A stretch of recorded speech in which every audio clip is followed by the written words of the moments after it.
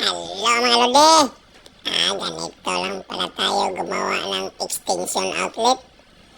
Ganyan, no? Kinapaat-paat.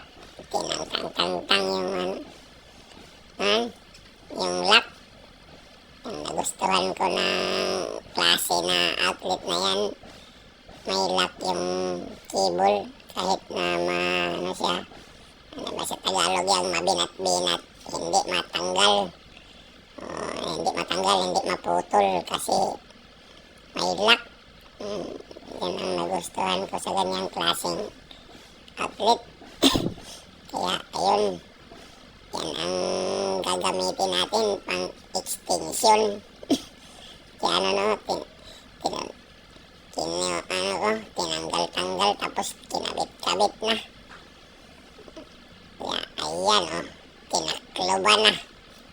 Ayan, okay.